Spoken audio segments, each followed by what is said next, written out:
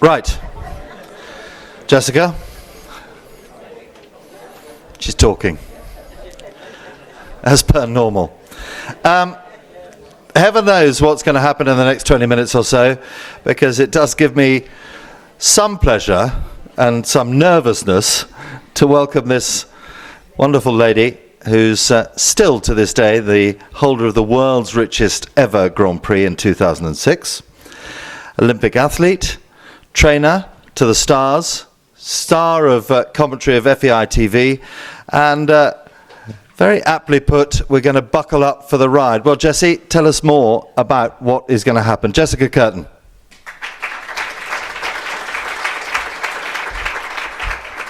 Thank you very much, Nick, for that slightly over-the-top introduction. But as always, you make it sound very nice. Never one to disappoint, Jessie. Thank you very much for having me here. I'm not really sure if I want to be here, but it's been unbelievably interesting. I thank Santi for the most incredible insight that he's given everybody in the room. And if anybody didn't take away something from Santi, then obviously they were having an afternoon nap, because it was absolutely outstanding and very good for all of us. My role here today basically was to come and to give you all a little bit the insight from the side of my role at the moment as a trainer, before as a rider, growing up in the sport, knowing how it is to want to achieve your results, to look after your team, to be met with the officials and have to obey by the rules. And I just wanted to give you all a little funny insight to looking over the other side of the fence. For those who don't enjoy it, my apologies. For those who do enjoy it, yeah, let's hope we have a little bit of fun, and the serious side we can take on afterwards when we have an opportunity for an open discussion together. And please, those of you who do want to discuss after, please do. That's why we're all here today. So I would like to begin. We're going to have a little bit of fun. I'd like to introduce you to the various people or animals involved. I would like to tell you that horse number 1, who has just finished his round in an unbelievably important competition where he unfortunately knocked down the last jump, will be played by a very brave Eric. Our rider number 1, who in my opinion didn't do a very good job and had the last jump down in an extremely important competition, and I think he's not very happy, is Marek. Sharon is playing the role of being the groom to Marek and Eric, and she's a very, very loving groom, and she really respects her rider and she loves her horse greatly. Dervila, as we see standing in the middle, has the brave role of being the partner from Marek, and I don't think she's very happy with his performance. We have our steward Fran, who has got the unenviable job of doing the boot check. We have Chief Steward Charles, who is basically playing himself. We have, slightly to the side, our liaison judge, played by Laura, playing also herself. We will also have, playing a very subtle but very important role, horse number 2 from Pat, who is on the way to the ring to compete and would like also to get to the ring. And that is, of course, his rider, Sharon, would also like to get to the ring and be able to compete. So I would invite you all to a few minutes of mayhem. Please enjoy. So Marek and Eric have just finished their round, have just been met by Sharon.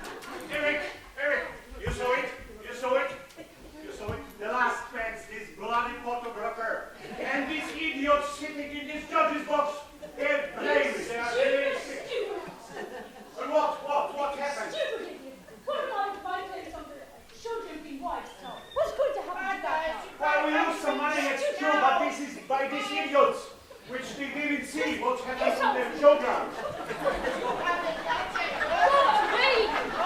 Shut up!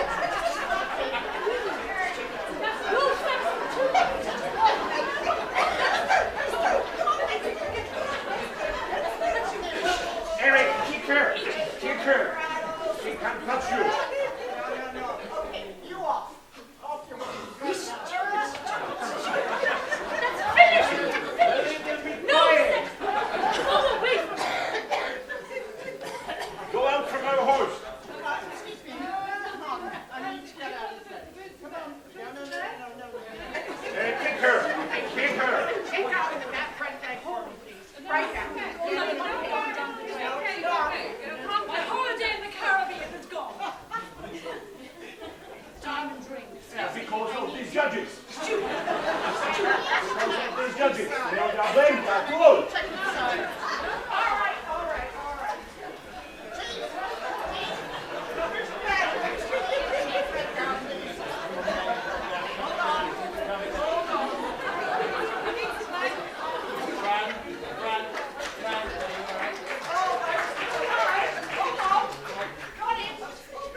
What's going on here?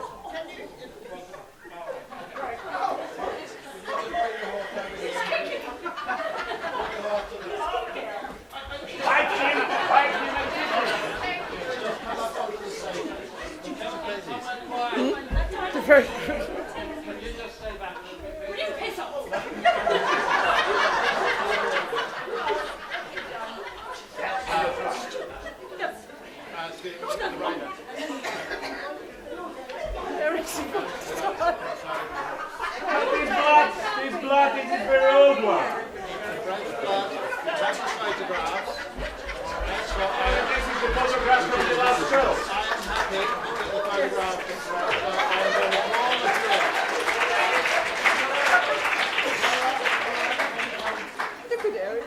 I don't know, but they use old photographer. You know? This is Would you this is just old leave the photograph horse from the a last bit? show. Would you leave the horse for 1 minute, I know, please? I've got to stay with him. Otherwise, he gets. Who's going to hold him? Why he's touching my horse? Why he's touching my horse? I have to hold the What's horse. the situation, Charles? He's not the vet. We have fresh blood here. There's gallons of it coming out. Okay. Yes. We've seen the groom has been asked not to touch the horse, but Yes. she's been wiping it. If we look at her, excuse me, could you just pass me your little cloth at the moment? No, the cloth is in your back pocket, and I'm not going to touch it. You're going to give it to me. Don't give him anything. Okay. Would you please stand a little bit aside, please? Thank you. Hi. Who's going to I'm take care Laura of the van der horse? Graaf. I'm a member of the grand jury. Hi. And you So- didn't see anything? Yeah, well, I was just called by the chief steward, and we're going to have a look at the situation.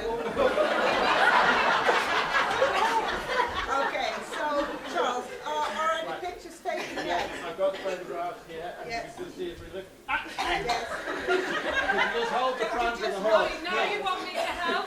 Yeah, typical, isn't it? They don't want us now. They want us. Why? Thank you very much. Laura, Okay. I have the fresh blood. Yes. Okay, wait a minute. I'll just make a video of that. Okay, yes. Okay.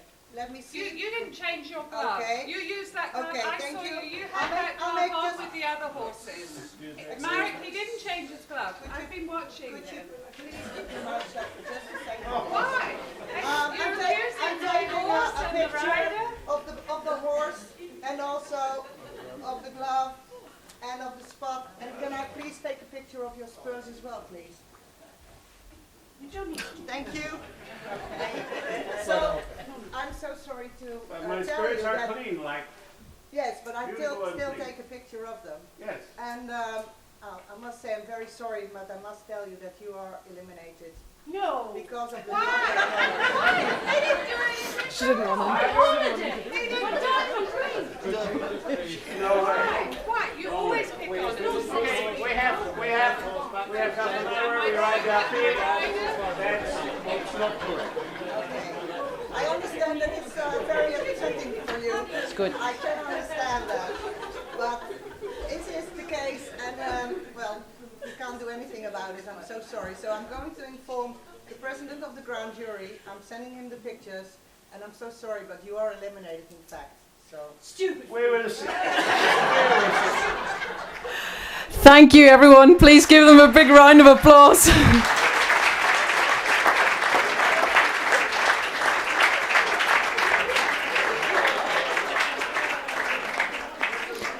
I think possibly in this situation you can see the difficulties and how easily it can be that it leads to very awkward situations. But I think that everybody played fantastically, and I would like to give over to the big chief, Stefan Ellenbrook, that maybe we can open a little bit of discussion with everybody. Perhaps everybody's feeling a little bit more relaxed after this. Thank you.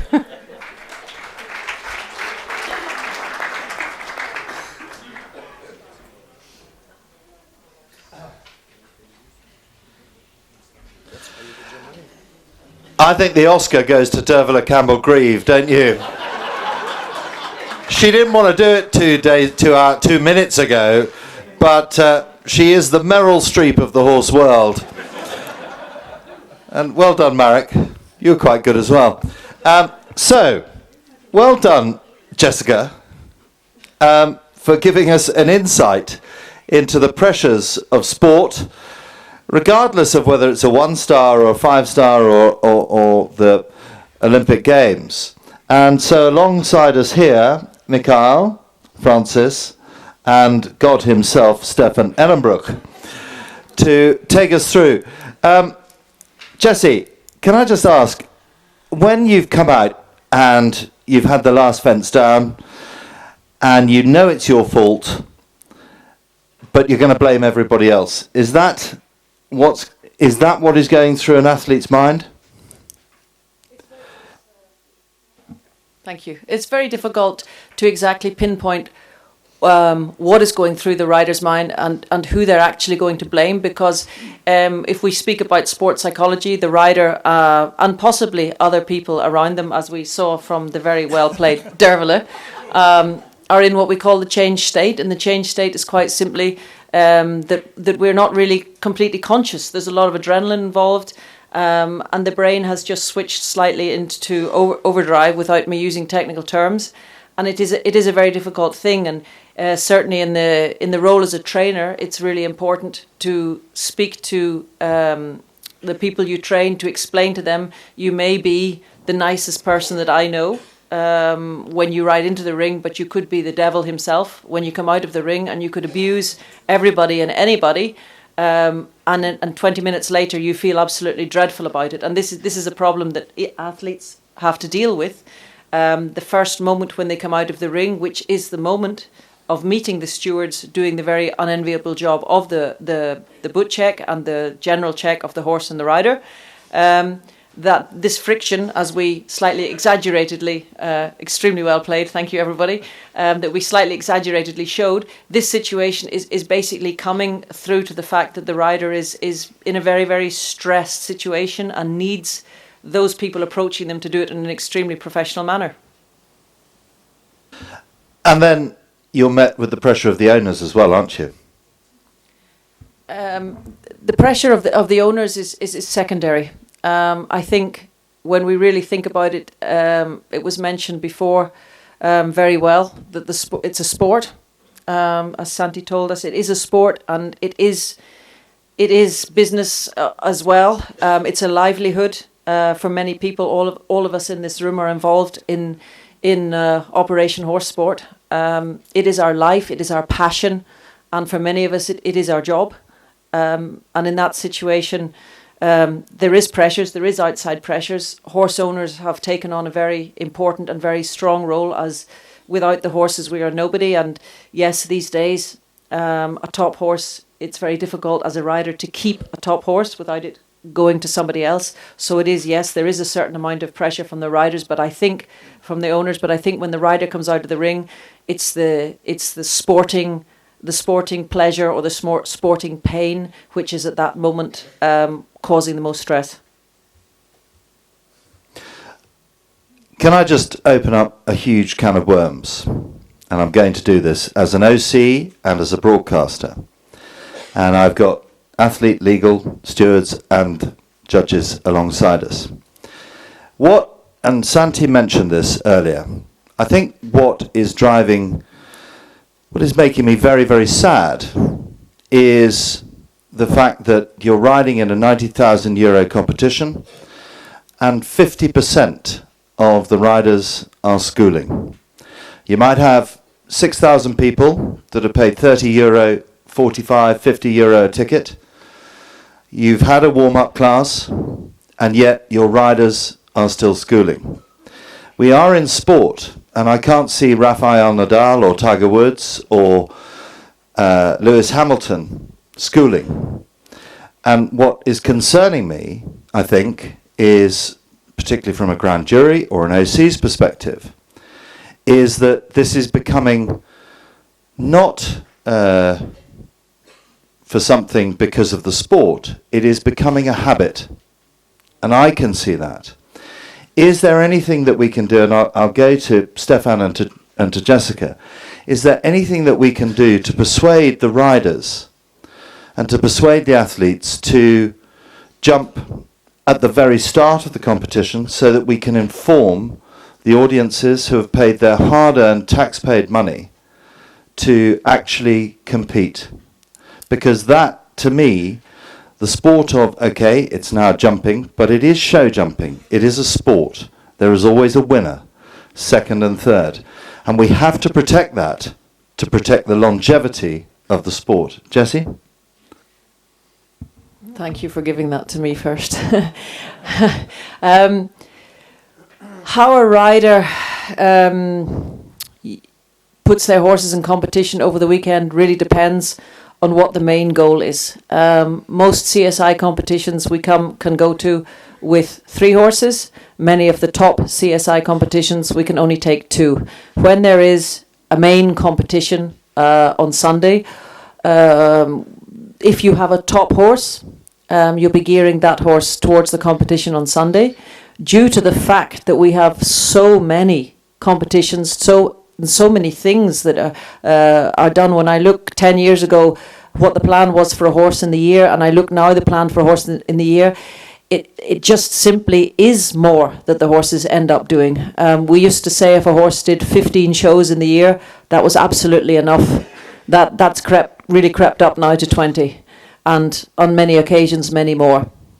I know certainly for myself, I would go to the show, trying to go to a show with my Grand Prix horse, with a good second horse who could do the qualifications. The Grand Prix horse would, depending on what he needs, he would either do one small class and the Grand Prix, or he would jump Friday the big class and then Sunday the Grand Prix. I would take a speed horse, which I would try to win in these competitions, because the speed horse is fun, and it's also a horse that can earn the money to leave free for the pressure off the Grand Prix horse, where you can say, okay, if he has a fence down, then it's next show. But it doesn't always work out like this. If you go to the show with two top horses, and there's 2 very big competitions, then yes, you will have riders training. But I do remember that there was a rule that the riders had to tell before the competition if they were training, and they would actually go at the start. And some competitions actually show organisers actually made a break in the competition and let those who were training go first, and then they officially started the competition when those who were not training. I'm not sure if these rules still apply, but I think we're in the right place here today to know whether they do. And then yes, if riders don't obey, then there should be some form of penalty, because you can see at the competitions where the riders have to go to the media conference afterwards, they do go. And I think then perhaps this rule should be a little better reinforced to ensure that we do have good sport and that we do give the audience a good time, because that's what we want to do. We want them to have a good time. We need our audience. Thank you. Stefan? Or Jesse, if you think that it was more difficult to be the first in line to say something, it's much more difficult to be the second in line, because you said already everything I wanted to say. So I'm not going to repeat that all. Jessica is absolutely right, in my opinion, what she said. One of the reasons is most likely if we see where the money is at the show, and obviously the Grand Prix has the biggest amount of prize money. That was always the idea, but in the meantime it's so significant that it is so much more prize money in the Grand Prix compared to the other classes, that riders are really concentrating at the normal CSIs on the Grand Prix, and with the consequence with the top horse, they do most likely one class where they school to finish a course to take that horse to the Grand Prix later. At the CSIOs, we have the Nations Cup and the Grand Prix. So if you have 2 good horses, you take the one horse for the Nations Cup, the other horse for the Grand Prix. So it's the same. And for some of the rest of the time, riders are schooling. Or you do not even see the good horses because they go exactly twice. One time to finish a round and one time for the Grand Prix, for example, or for the Nations Cup. Can I blame riders on that? I don't think so. I understand organizers. There is a certain show, and I can't remember where it is. There is a certain show somewhere where the organizing committee is very clear on that riders who want to school really declare that, because to answer the question, yes, it is still in the rules that riders have to declare if they want to school. And this organizing committee is, maybe you can help me to explain where this is. This organizing committee really insists, and not only that the judges have to take care of the consequences, also the organizing committee would have a look at that. And it works very well. So it is not that we can't use the rule. I know that this is very difficult.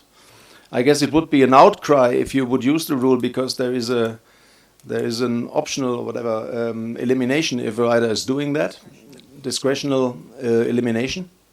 If you would do this, it is an issue, and maybe we can all work together with the riders, because they have to see that they are not doing anything good for the sport if they do so. Because if we do a sport without an audience and nobody's interested anymore, and they see that they do not get anything back for their money, and they are deciding just to watch tennis in the future, then this is not what we want.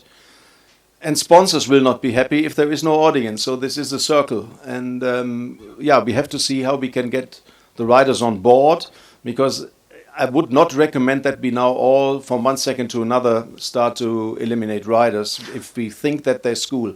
And one last sentence on that, just that we are a little bit careful with this. Sometimes riders have the intention to compete, and then they have a bad start and they knock down the first 3 fences, and then they decide to finish the round schooling. For me, this is something completely different, because there was a clear intention to compete, to go for it. Then you find out that it's not the day for your horse and that it doesn't work, and then you want to give the horse some confidence, and you are slowing down and you want to have a good finish at least. For me, this is not schooling in the rule sense of the word, so be a little bit careful if you should use the rule, and sometimes there should be reasons for that, otherwise we can take the rule out. Be a little bit careful in what situations you would use the rule, that you follow the spirit of the rule. I agree, Stefan. Thank you. But I also feel that it is up to the presidents of the ground jury and the ground jury to interact with the athletes, and to make sure that they understand their responsibility to the audience. And I think it's up to the FEI as well to make sure, through the International Jumping Riders Club, that actually it is a two-way situation here, that the riders are there to win prizes, to educate their horses, but also to entertain the public. And that's very, very important. We are a sport, and that is absolutely key critical. You cannot have 10,000 people in an audience and 50% schooling when the opportunity is available for those horses to have schooled out of competition or at the start. Jessie? If I interrupt you there, I think I remember one year being at this amazing indoor event. I think you have. You might have won a World Cup and a Grand Prix there as well. That Stefan spoke about. Yeah. Which is without question one of the most amazing shows to be able to compete at. And I do remember one year that we actually had about 5 or 6 riders with very good speed horses.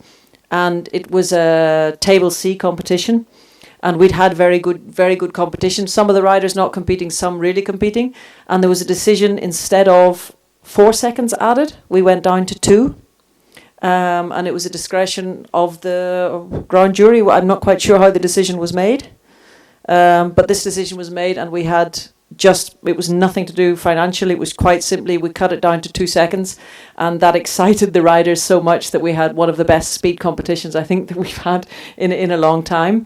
And that was, for me, really a sign that riders do know that the sport is bigger. It's bigger than us. The sport is the most important thing, but there needs to be communication and there needs to be motivation. And I know that in some other sports they do have meetings between the athletes and the organisers before the event starts, and there are some rules laid down, and I don't see that is a problem for us. I think when there is communication between riders and show organisers and officials, communication, and that everybody just always their own interest. Yes, everybody has their own interest, but just remember what is the bigger reason. And I don't think it's that difficult to bring everybody on the line. Thank you very much. I think we've exhausted that subject. The show is London Olympia, if you haven't guessed. And that 2 seconds to add, I can tell you why that came into place.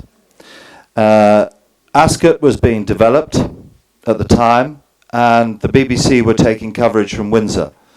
Windsor Racecourse was frosted over, so they said to us, we want to broadcast live from Olympia all afternoon. And we'd got a speed competition in there. We rang up, well, the jumping director of the FEI was with us at the time, and we said, with the president of the grand jury, John Doney, we said, we've got to do something for the sport, because there will be 4.5 million people watching show jumping this afternoon. And we said, with John Doney's approval and with John Roach's approval, can we change it into 2 seconds? And the BBC came back and said that was the most watched programme over Christmas. So that's what we can do for our sport. And that's what we have to keep continuing to do for our sport in conjunction with the riders. And I think the communication is correct. Mikhail, you obviously... I'm a bit worried. Was it in the rules? Or Yes, it was. Yes, it was. Well, we wrote the rules that afternoon. It was on the limit, but there was a clause which is no longer within the rules at that time where we could have done it. Stefan. That was by far the nicest try to undermine a rule change, but unfortunately, it will not work. So you have your distinguished guests here on the table, excluding me. Are there any questions from our wonderful audience? There must be. Or are you all dreaming of the bar tonight? Any questions? Marek.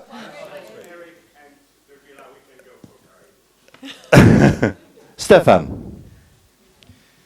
I would have a question to Jessica, because we have to deal with this a little bit, because if you have followed the media over the last few days or weeks, for me it was a very interesting article on one of the websites where it was mentioned that there are still shows where, simple as that, I wouldn't say that they do not keep the timetable, but there are still classes finishing after midnight, and the situations for the grooms, and that shows start early in the morning, and they take much longer, because at 9 o'clock they start a competition with 120 horses or something like that. This is maybe an exception, but I would like to ask two questions. First of all, I would like to hear your experience.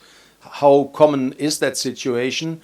And maybe we start with Jessica again, and maybe you can give us a little bit your opinion and your experience. What does that mean to grooms? What does that mean to horses? Because the stables Trainers will close at 2 o'clock in the morning, and early morning at 5 o'clock they're up again. So what effect does that have? Oh, Stephanie, again, in this situation, I was very lucky. I'd had a few days holiday before I actually was at this particular competition shortly before Christmas. This is not new. This is something that we've been fighting for many years. I can remember being at indoor shows. There was many years ago, I think I'm going to speak about 15 or 20 years ago, that I can remember being at many shows. At that time, it was the fashion in Germany. And we were really at competitions where we were finishing unbelievably late. As you said, prize giving at 2 o'clock in the morning, and expecting the first competition to start at 8 o'clock in the morning. And it's just completely unacceptable. And let's not say from whose point of view. I think in this particular situation, we all look through the same glasses, whether it's the groom, the owner, the rider, the stewards, the judges, everybody. The only person who seems to be winning in this situation is the show organizer, and that's fine. We need the show organizers. We need them to earn their money to do the competitions. It's really a passion to do this. We know it's difficult, but this is not human. This is just not acceptable. And we can't say we work in stages. Oh, bring 2 grooms to the show, then one can sleep in the next day and the other can work. This is not reality. and this has to stop. And the only solution that I see of this stopping is to limit the number of participants at the show, or different facilities like we have at what we call our tours, Sunshine Tour, Oliva, Villamora, it doesn't matter where, Lanaken, it doesn't matter where you speak about, they have many arenas. So they can have these large numbers of horses, they can have these competitions taking place, but let's make it start between 9 o'clock and 6 o'clock, something like that. If it's an indoor show, then do really think sensibly when you're making your schedule. Remember that a lot of the riders also have their students with them. So yes, the big competition is going to start at 9 o'clock at night, but 8 o'clock the next morning, the 1 meter 20 with the owner of the horse that's going to jump at 9 o'clock at night also wants to compete, and they're competing in the morning. This is a huge issue, has to stop soon. We should all together find a solution.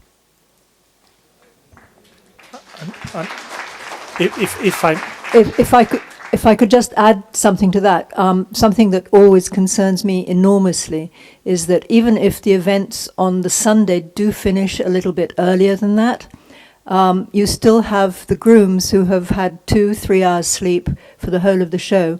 They have to load the horses and drive the horses home, and it's just not fair on them either, and it's incredibly dangerous for the horse, for them. They could fall asleep, and obviously accidents can happen. So yeah, for me, it's just grossly unfair on the grooms. If I may, I saw because I saw the article and I saw the comments in the social media and the likes, and then I was asked by communication department, is there a rule in the jumping rules about starting time and finishing time? And I looked at it, and I don't think there is a rule. But then there is, I saw in the schedule for the competition, it says that competition must not start before 8 in the morning and must not finish after 11 p.m. unless permission is granted by the FEI. So I think there we need to be stricter as well from the FEI, and we need to make sure that we apply it unless it's being specifically asked and we know in advance that it's going to happen and then everybody knows. But I think the situation we are facing is that we don't know how many riders and horses are going to compete, and then it becomes a monster because then there are delays in what they have put in the schedule. But I think we really need to do the math and to make sure that we respect the rules and what we want. And I think I agree with all the comments that it's not fair for the people working, the grooms, and the riders, the trainers, and everybody. And once again, before Santi can make a point, it would be extremely useful if we would get that information from you. We need the information from your reports, because when the jumping department is approving schedules, you have a certain feeling about the amount of horses or the number of horses which will be entered for the show, but you do not know how many horses go in what class, and sometimes then there are 2 horses allowed, and you never know how that really works. We need the feedback, and that goes to to 2 parties. First of all, it goes to the officials, that we really get the information from the foreign judge, for example. But of course, it would be as well very useful if riders would put that in the riders' reports. And then we can take action, and at least we can try to solve the problem for the following year. For the year when it happens, there's not so much we can do.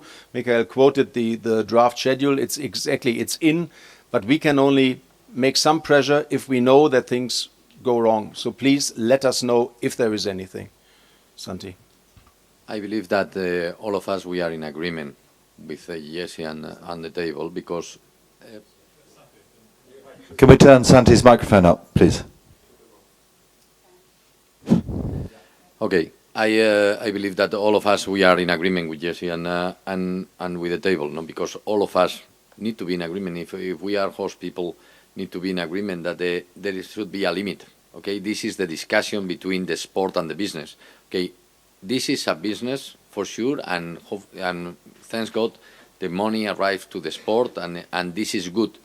But in business, in the business world, for all business world, there is limit. There are limits for everything. You cannot do anything. I remember one discussion where we asked one organizer, next time we put the fences on fire, or what we will do. But this is exactly the same.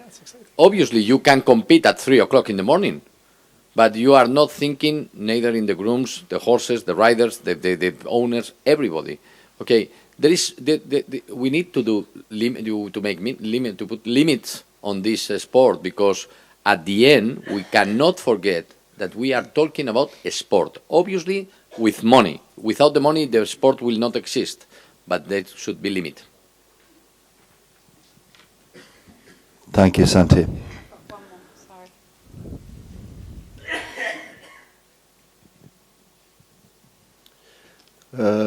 When I get the schedule from as a foreign judge or somewhere official skills, other skills, and I see in the schedule the first competition starts at 7 o'clock, then I think that jumping department has accepted that. And I think it starts on that point that the jumping department should not accept such things. I do agree, and I will pass that to the jumping department. Because, as Michael said, as long as it's not granted or whatever by the committee, not by the committee, sorry, by the department. So if you have the approved schedule and it's in, then there's not so much you can do. But then try your best, and to inform us. I will have a discussion with the department if this is really necessary to do that quite a lot, to start earlier than 8 o'clock. So you know at least that you start earlier. You never know when you're going to stop, but you start already right from the beginning. You start earlier than it's foreseen in the draft schedule. And maybe I have to ask for explanations why we are doing that, and I will.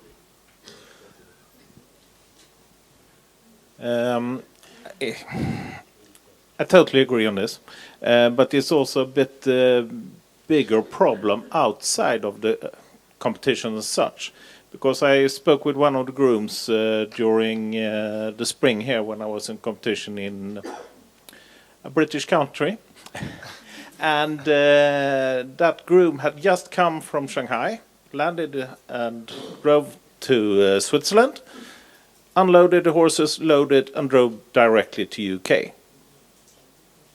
That's not really okay either.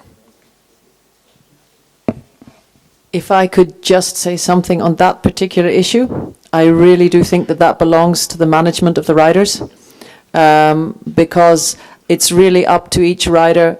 It's their situation. Certainly, I never had my grooms. It may have happened once or twice driving the truck. I always had a driver, or I drove myself. And I think that this is something which is really important. And if you notice, more and more drivers are being used. If the riders put this pressure on their grooms, I think this is really an internal problem. Yes, it's not good, and I think it's really an internal problem. But I don't think that this is a problem that the FEI can actually solve. I do think that this is up to the riders. We have at the FEI, as you may know, the grooms at the moment are not registered with the FEI, and this is something that our president also wanted to change, and we want to engage with the grooms as well, so that they can know what are their rights and obligations, and also report to the FEI if that is the case. And here again, we also have this safeguarding policy, and we may have situations, and we also, it has been reported to us, for example, that a rider will leave a groom in a country without paying the groom, and that the poor groom will remain in a country with no money, and it's difficult from that front as well. So I think we have a duty as well as a governing body to help them and to assist them, and that it will start by engaging with them, and we have to find ways to do it. Of course, it is a responsibility, and I agree with you, of the riders, but then also if it's reported to us, we may reach out to the athletes, we may reach out to the National Federation as well, because National Federation may be aware or not of the situation, and they may address it as well with their own rules. But I think we need to be able to address it and to potentially sanction the athletes who are not treating their entourage and grooms not fairly. Okay, concerning the amount of horses in shows, for me personally, I find it very difficult to cope with that, because when I come at a show, and even if I see it up front, the amount of horses that we are confronted with is sometimes so high, and even if you have advised the organizer the year before not to take so many horses up in this show, and you come there and you see that there are more than 600 horses in a show, and yes, we start at 8 o'clock, but at the first day for this show, what I'm talking about, we were finished like after 12:30 at midnight. And the other day you start at 8 and you just cope and you do your best as a ground jury. I mean, we are confronted with this. We can only advise, we can write it to the FEI, but nothing happened because the organizer, they want to make money. And I can understand that, but I think they have to be put up with a limit of horses. Then what you can say, okay, you have an indoor show, you have one arena, then you only can have this much horses. And then you can help us as a ground jury, because then we can say, here it says you cannot have more than that amount of horses. And well, then you have something of a sanction or whatever, or a warning, to be the next time they be more careful getting all those horses in, because we are confronted with it and there's not much we can do about it. It's my opinion. If I may say so, it's obviously it's an issue for ground juries, but it's even more of an issue for the stewards, because the stewards have to open the arenas, I would say, certainly 1 hour before, but probably 1.5, 2 hours before the first competition. Yes. So again, the stewards have, we might have the minimum number of stewards, so 5 stewards or 6 stewards. Yeah. Sorry, 5 or 6 stewards. They're all on duty until the very last thing at night, and 1 or probably 2 of them will have to be there at 6 o'clock in the morning. So I think it's we all definitely agree. something. Yeah, I think we have to all agree. Yeah, no, For we sure. all agree, Yeah. but now it's time to find a solution.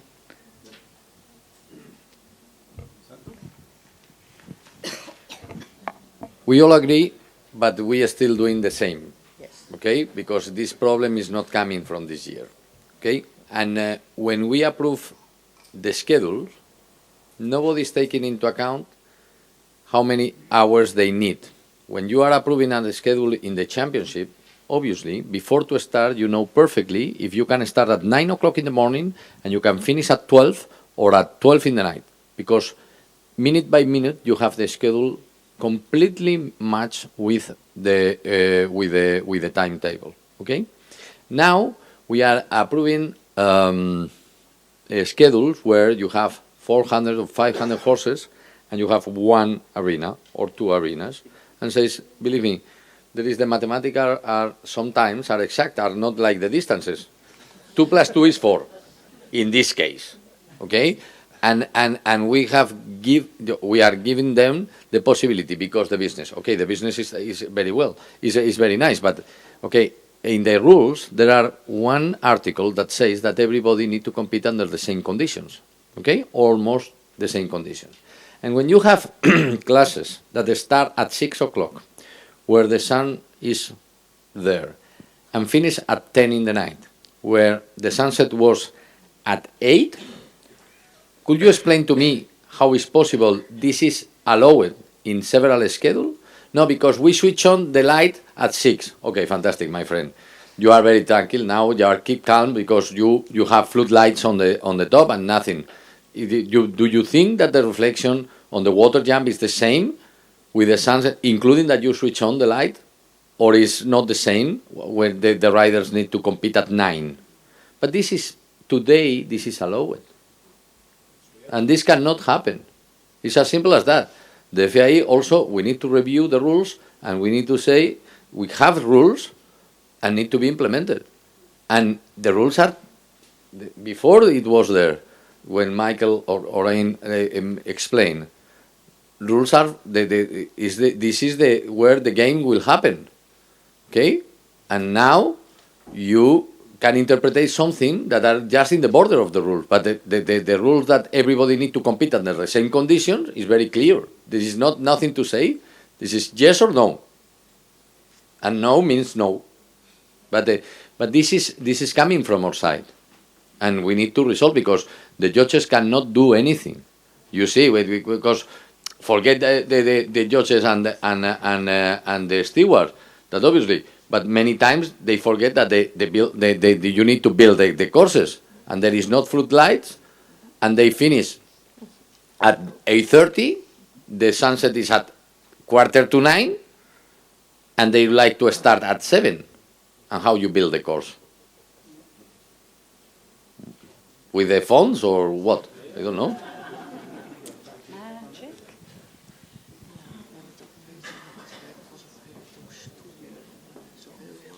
More work to do in the jumping committee than one would suggest. The chair will talk to the deputy chair, and the deputy chair will become the chair. No, Santi. Any more questions or thoughts? Yes? Thank you. And then we'll have a resume.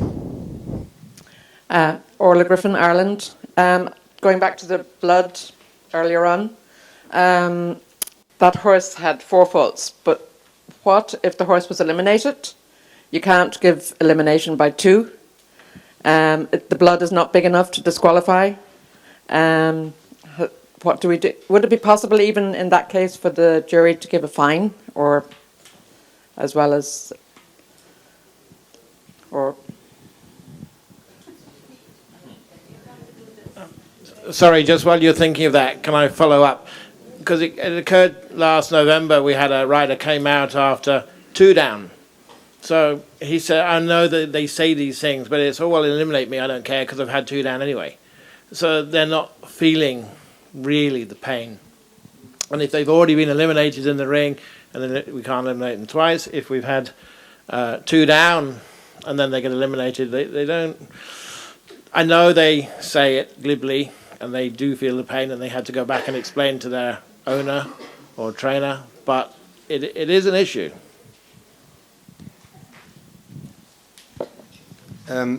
I do see the point, because this let's call it punishment. The idea of the punishment is, of course, as well that there is a kind of education, because you want to punish somebody and you hope that he will not do it again. So it is a kind of, I just hear the word sanction, which is the right word, of course. But I was more thinking about educating or teaching little children. You wouldn't sanction them, so you would maybe punish them or whatever. But let's leave that open. I see the point that in the case the rider has been eliminated already, another elimination because of blood on the horse does not really work. On the other hand, we have to keep the balance a little bit. If that was it's always difficult to call it a normal blood case, but I guess you all know what I mean. So there was nothing specific. The rider came out and there is blood on the horse. Then to go further and to think about, then I have to disqualify him just that he feels even worse than he feels already now after being eliminated anyway. If this has the effect, I don't know. You can give him an official warning. In theory, everything is open, because it's up to you to decide what you want to do as a sanction. You can give him a yellow card for that. But is that still in relation what has happened just because he has been eliminated? I wouldn't do more to this rider as I would do to a rider who left the arena with a clear round. Because otherwise you would treat people in different ways. You can't give just the elimination to the clear round and you disqualify the eliminated one just to send out a signal. I would be a little bit careful with that. I have no idea what Michael says about that, but... I think the distinction has been made a few years ago about elimination, disqualification, also for the blood, because elimination is kind of a sporting consequence. That's why, and we felt, okay, if it's let's say a minor case of blood, it's only elimination. Now, if it's more serious, if it's considered as potentially an abuse of the horse, or there is really it's really excessive, then it will be a disqualification, and by disqualification it's more like a sanction and a disciplinary. So as to the question whether you can add a fine or yellow warning card, yes, the rule allows for that, but that would mean that you consider that it's more than just a minor case or normal case of blood, it's something abusive, and then you may give that in addition. And also, if it's really serious, you may report it to the FEI as well, and we may open disciplinary proceedings and then open truly a case for horse abuse.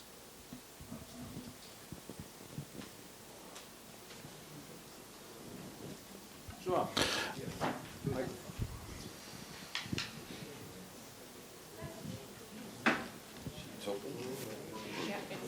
Yes? Okay. I'm João Moura from Portugal. I return to the problem that the shows start too early and finish too late. I think that is not a problem for FEI. This is a problem solved between the organizing committee and the president of the ground jury. Every day, in the evening, we know very well how many riders start in day after. If you have one arena, 2 arenas, 3 arenas, is not problem. And we can announce in day before, in the evening, what time we begin in each arena. Then, in my opinion, this is not problem for FEI. Thank you. Stefan? I just want to make one point here. I guess the issue is not the technical solution on in how many time we can do this number of horses. As long as the day has 24 hours, and as long as we would agree that we start at midnight and we finish at midnight, we can do a lot of horses. It's a different problem what we are discussing here. It's not the technical problem to fit all the horses in. It's the problem how to organize a show which is acceptable to everybody involved in the show. And that's why we have that time frame in the draft schedule. There are other reasons as well. When do you want to school and train horses? When do you want to launch horses? All these things. And I just want to add that as well. We talk about the grooms, which are really in the worst situation, as discussed already. But I would also like to mention the group of officials who is affected by that. Because the stewards, they have to be there much earlier than the judges, because there is already, as soon as the stables are opening, the stewards have to be there. And after the Grand Prix, after the prize-giving ceremony, when the testing wet comes, some of the stewards are asked to assist the testing wet, and that can take hours, sorry to say that. So it's simply unacceptable. It works time-wise. We can do 1,000 horses per day in 2 arenas. That's not the point. It's not the organization of the timetable. It's just that it takes too long. That's my opinion. So it's something that the jumping committee will look at. Marek.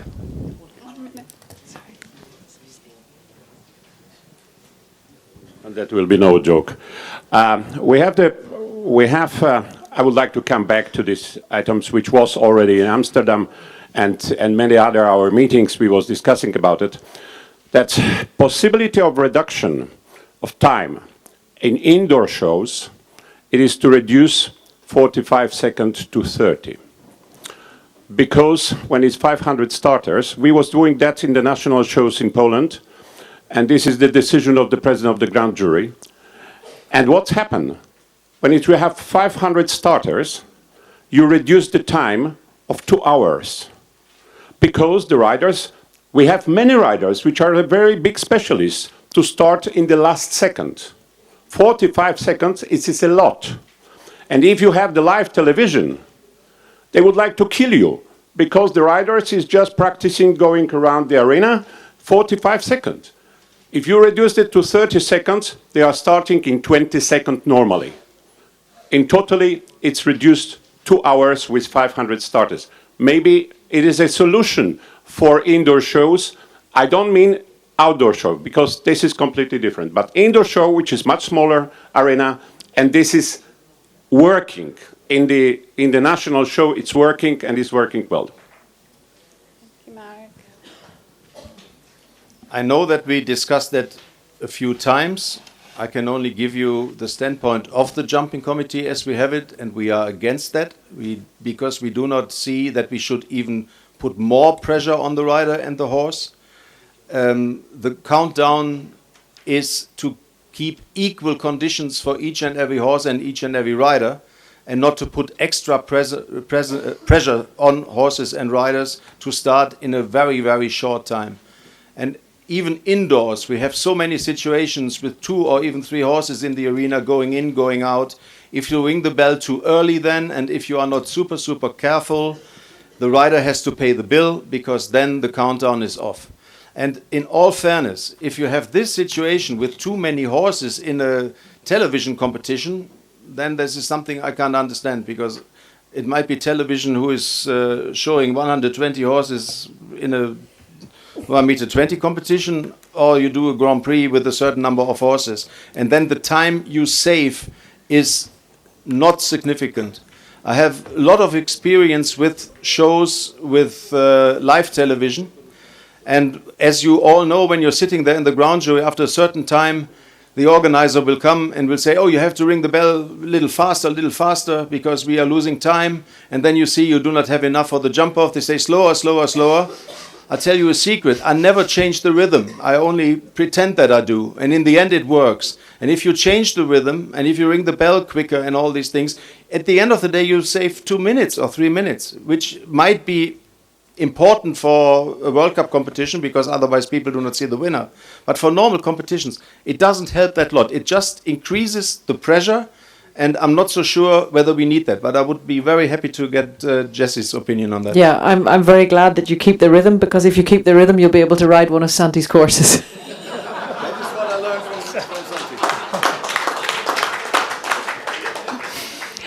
Santi. Looking at this situation on the edge, it sounds really logical. When you say this, it sounds, oh yeah, cut it down. It used to be 1 minute, cut it down to 45 seconds. Now we cut it down to 30 seconds.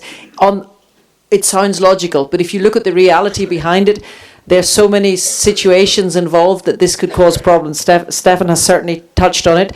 If you can think of the rider and the horse in the warm-up arena, we are indoors. There's one small warm-up. Normally there's too many riders and horses in the warm-up. There's a lot of stress. There are some trainers and grooms who are stronger than others at the jump, and you can be there with your rider and you want to have the last jump before you go into the ring. The groom is not giving you the jump. You can't get the last jump. The starter is screaming, so-and-so and so-and-so, get in the ring now. And you're trying to get the jump, you can't get the jump. So in the end, you do get the jump. Rush the horse over the jump, rush to the ring, get into the ring. They've rung the bell because you're late, and you've probably got 10 seconds to get to the first jump, and the first jump is in Geneva over there. And it's just not logical. There's too many problems that can go wrong outside for a 30-second start, and I really agree with Stefan that this was not really something that we should do. Thank you very much. I think that brings to a close our panel discussion. A huge thank you to Mikael, to Francis and to Stefan, but a massive thank you to Jessica Curtin, for taking her time to join us here today. Thank you very, very much, Jessie. Pleasure. Thank you. Amazing. Thank you. Yes. Thank you very much. We know you're all waiting for your certificates. They will be outside.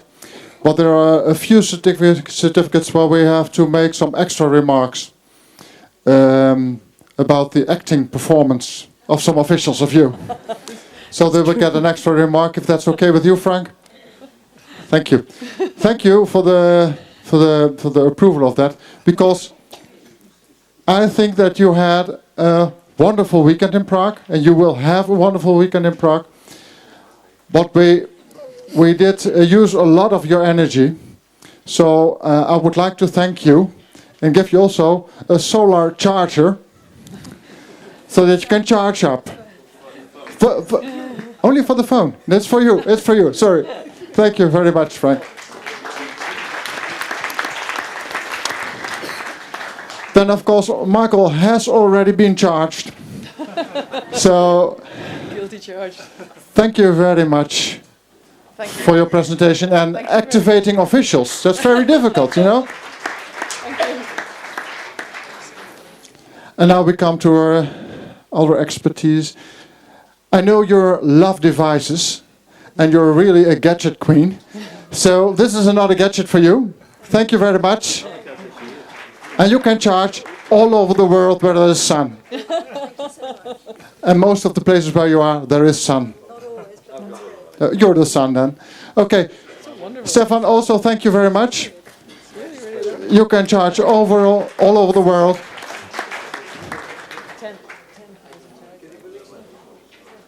And I do have a last charger, although I don't think that you need to be charged because you're doing a wonderful job, Nick. Thank you very much. Thank you very much, Willem. And here's our charger.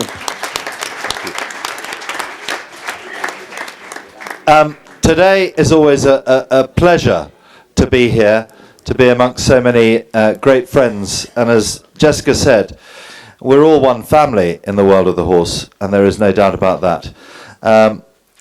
Apart from Stefan. Thank you very, very much. You've been a wonderful set of delegates here today. Not too many difficult questions. I do hope that you enjoy the brewery this evening. I do hope that you enjoy your course tomorrow, because there's going to be a few thick heads in the morning, I'm absolutely sure. And good luck for the coming season. And thank you very, very much to Willem for inviting me here again. Thank you very much, and have a wonderful party.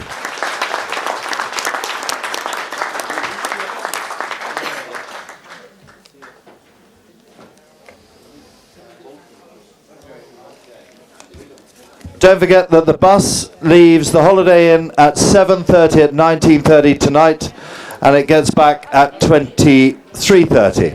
Enjoy the party. Okay, just one announcement. Tomorrow we have our General Assembly, and you're able to elect new members for the board. So there's still a possibility, if you're not elected for the board, you can still do.